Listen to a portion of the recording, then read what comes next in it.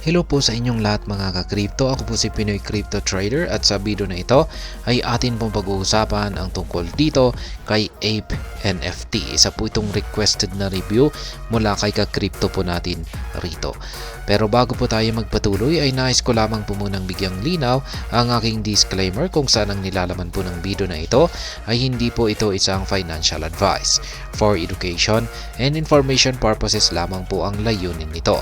Maliban po dito ay nais ko na rin pong magbigay babala na wala pong kahit anumang group chat ang Pinoy Crypto Trader. At ayan, umpisahan po natin dito ay CoinMarketCap. Siya po ay umangat ng 1.19% nitong nakalipas na araw. At nitong nakalipas na 7 araw ay bagsak po siya ng 3.22%.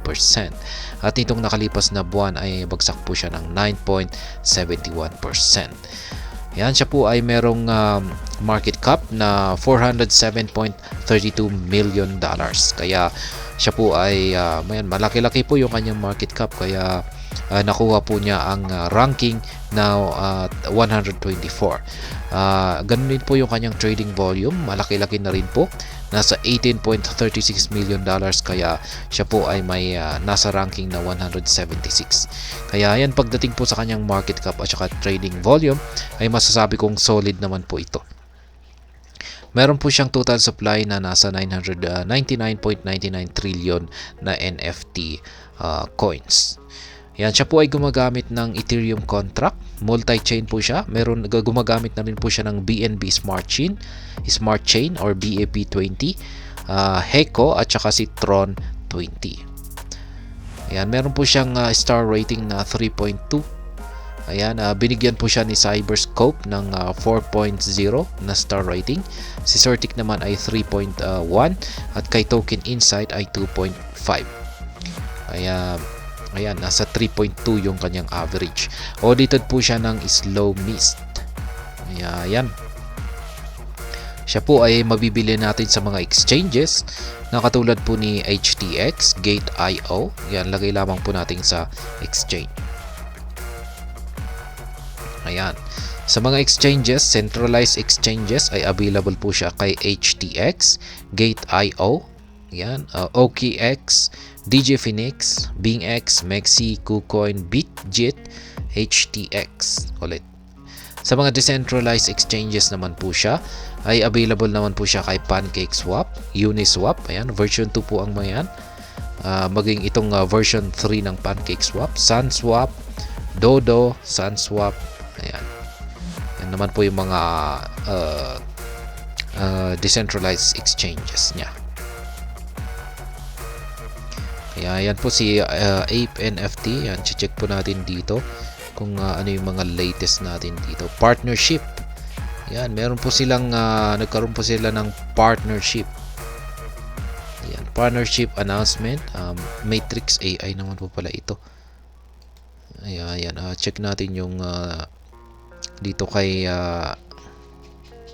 Ape NFT. Ayan, wala po tayong latest post dito.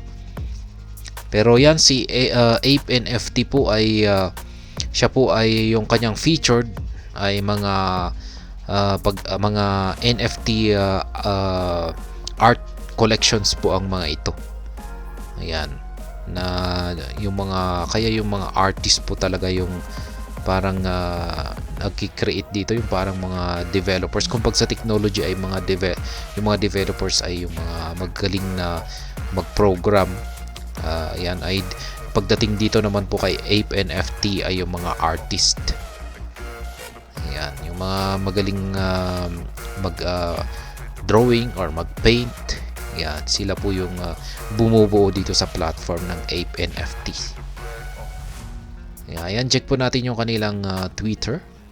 Ayan, meron naman po silang followers na 271.1k na followers. Kaya yan, meron po silang solid na mga followers dito. Marami na rin po yan, malaki na rin po yan. Ayan, ito po yung nakapin na post nila noong December 23, 2023. Kung pag nakapin po na ito na post, ay ibig sabihin ay napakahalaga po nito. Kaya transcription is about to go live on Ape NFT market. Stay tuned and more updates. Kaya yan yung feature po nila ay itong transcription. Yan, coming soon. Yan po si Ginoong Justin San. Yan, post po natin na baka copyrights po tayo dyan. Just drop my thoughts on these tech giants are joining forces. Ayan, check na po natin yung kanilang website. Ito po ang kanilang website, apenft.io. Ayan, ganyan po yung mga collection. Magaling ka pong isa ka pong isang artist, ayan, at kayang-kaya mong magpinta ng mga ganito or mag-drawing ng mga ganito, ay isa po itong platform. Ang Ape NFT ay isang platform para i-showcase yung iyong talent, at maliban po rito ay kumita rito. Yan, balita ko ay malaki raw yung kinikita ng mga NFT artist dito. Yan, meron pa nga akong napanood na isang YouTube video. Ayon po sa NFT artist ay laki talaga ng kanyang kinikita. Yan, ayon po sa kanya. Kaya yan, ang Ape NFT na ito ay isang platform para magandang pagkakitaan ng mga artist. Kaya ayan, ganyan lamang po kung kaya nyong gumawa ng mga ganyan. Ayan, mga ganitong artwork. Ayan, pwede kayo rito. Ayan, at binebenta nila yan sa, ayan, nakikita po natin yan. Ayan, buy now. Ayan, 1 million na USDT. Ayan, 500 na Tron. Ayan, ang mamahal. Ngayon ay ano naman yung aking review dito. Ayan, base po sa aking mga nakalap na impormasyon ay yan, ang Ape NFT ay ito po yung token nila. Ayan, at token ng Ape NFT platform na ito. At siya po ay ang maganda po rito ay supported po siya ng multiple blockchains, at kasama na po rito ang Ethereum. Ayan, nabanggit nga natin dito kanina na supported po siya ng maliban kay Ethereum ay si BNB Smart Chain, si Heco, si Tron. Ayan, Tron 20. Kaya multi-chain po siya.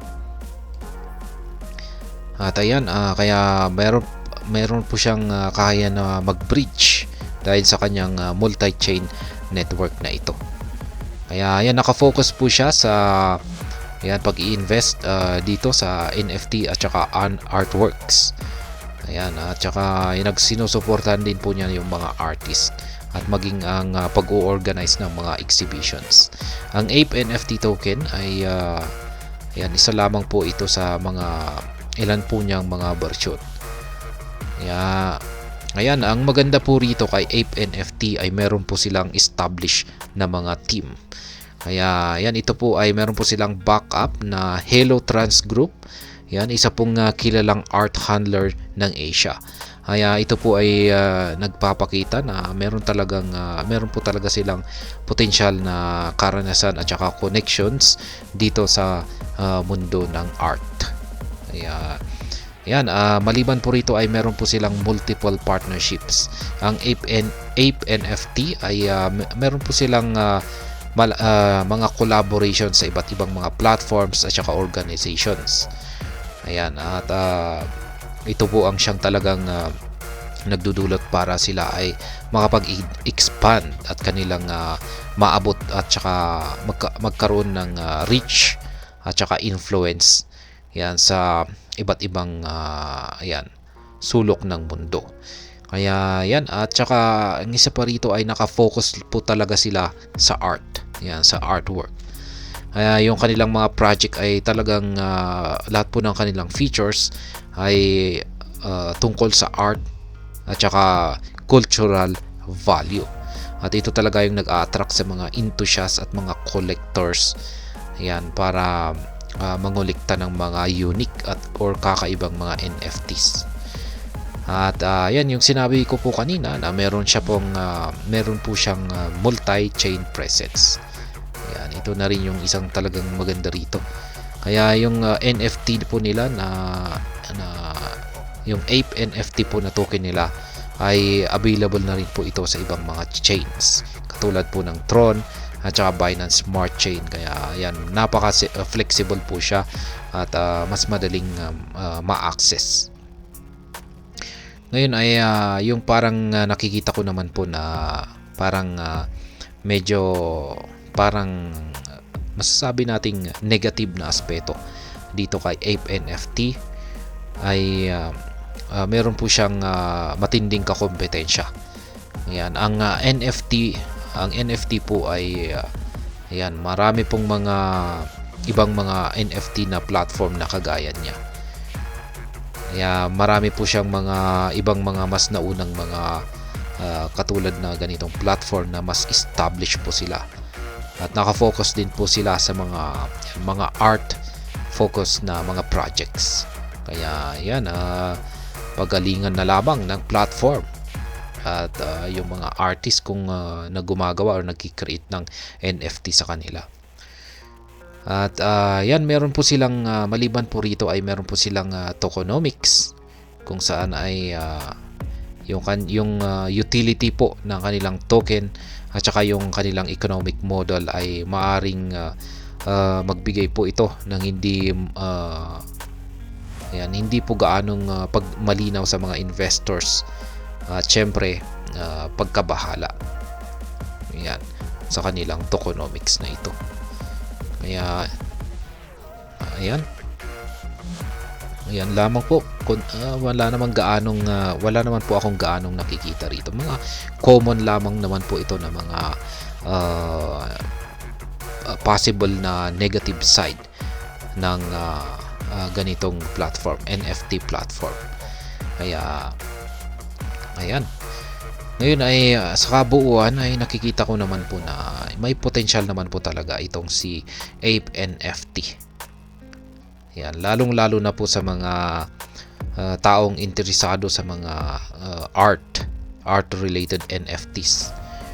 Kaya ayan.